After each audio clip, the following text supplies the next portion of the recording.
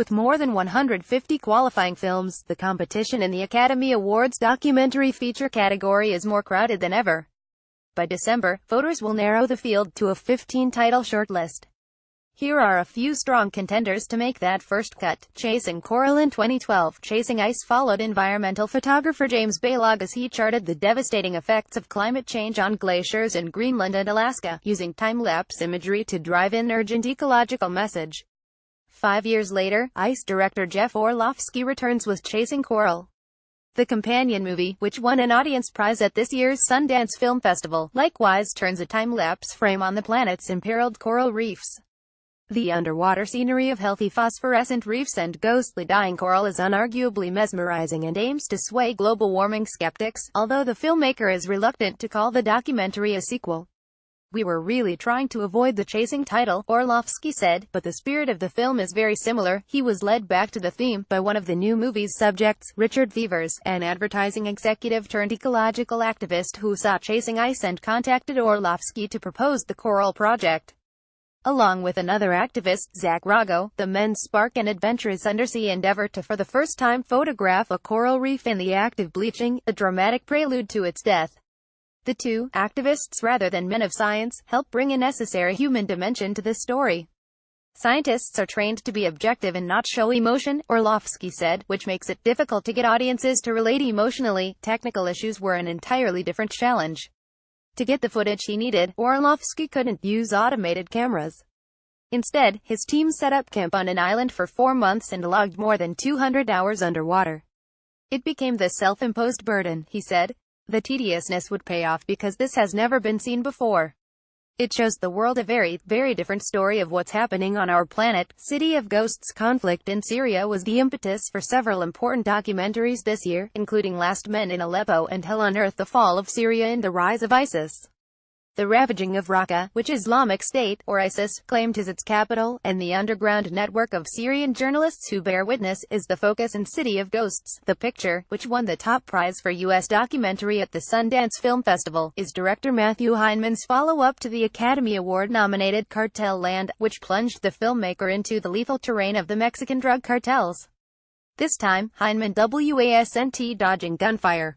He filmed the Syrian activists of the organization Raqqa as being slaughtered silently, who work remotely in undisclosed European locations to document atrocities secretly filmed by colleagues back home. "I would have been killed instantly if I went to Raqqa," said Heineman, who was drawn to the subject by what he called a propaganda war between the activists and Islamic State, savvy in its use of viral media to promote its cause.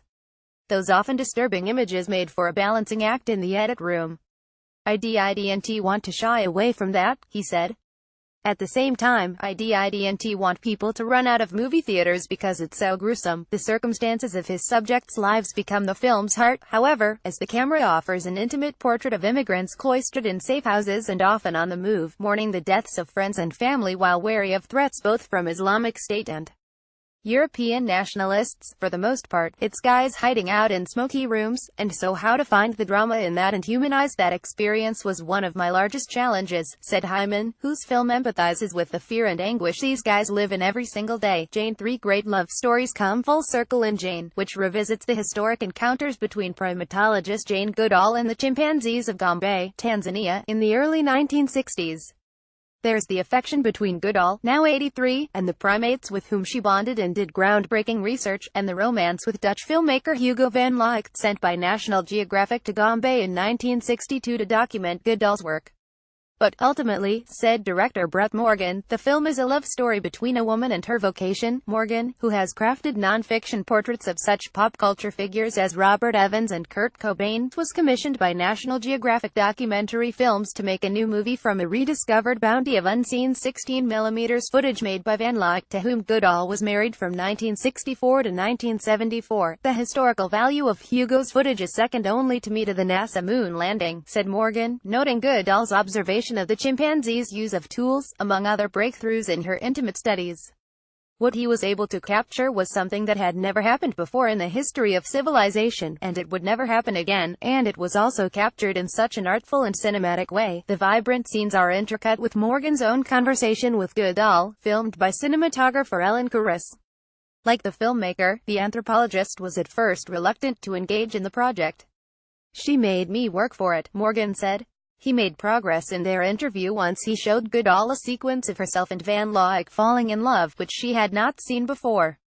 Then, he recalled, we had this wonderful day. Although Jane flashes back more than 50 years, Morgan suggests that its subject has never been more relevant. We were at the Hollywood Bowl the other night in the shadows of Hollywood producer Harvey Weinstein's scandals, Morgan said.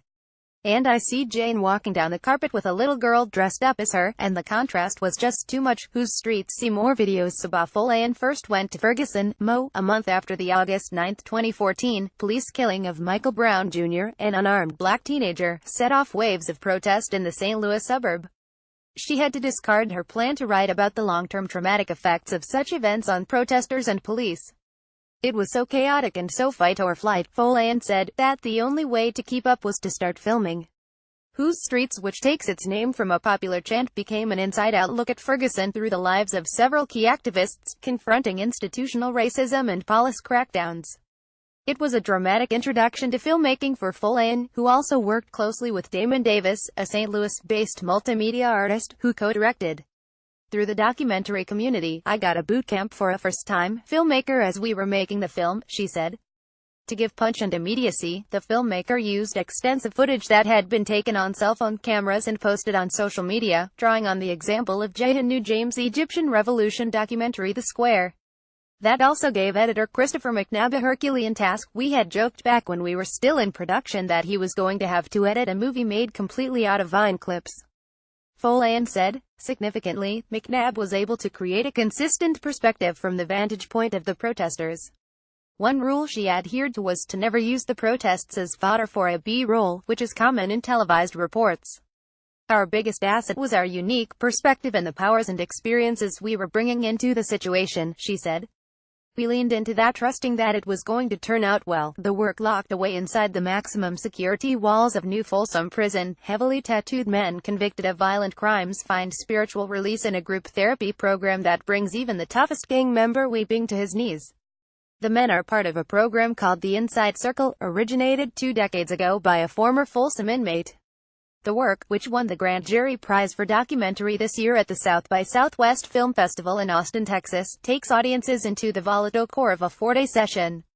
The film captures one of the 2 times a year that men from outside the prison are invited to join the inmates' circles, which smartly provides surrogates for the viewer. There's a sort of magic that shows up when people start telling the truth authentically, said Ian McCleary, a producer of the film along with his brothers Miles and Jairus, who also directed, with the later addition of co-director Gavin Aldous. The brothers had participated in Inside Circle programs for years before they shot Inside Folsom in 2009, connected through their father, James McCleary, chief executive of the foundation and a leader of the sessions. The bare-bones production languished for years as the brothers sought funding with no strings attached. It got dire, Miles McCleary said. But the production lapse had an unexpected benefit. By the film's SXSW premiere, several of its subjects had been paroled and now appear at screenings. The program was instrumental in saving my life, said Eldred Jackson III, a former gang member and inmate known in the film as Vegas, who served 24 years and now is a family man and business owner. Prior to that, I was a self-styled machine. Jackson, who plays a key role in the documentary's most quietly intense scene, credited the filmmakers with conveying the essence of the work. Not only the hyper-masculine tension in the room, can spirit translate in film, he asked, expressing a concern that the movie powerfully satisfies, or will people outside see this and say, oh my god, it's just a bunch of maniacs in there running around yelling and screaming and hollering for no good reason. That's why they're locked up. Keep them in there. See the most read stories this hour. Caption calendar at lawtimes.com. Also watch video QAs from this season's hottest contenders. Filmmakers Agnes Varda Jr. turn to the common man to find heroes and faces. Plus the final year captures the closing stretch of Obama's presidency, and the rise of a New Order. Strong Island tackles crime, justice and racism with a personal and cinematic touch. Syria Middle East Islamic State South by Southwest.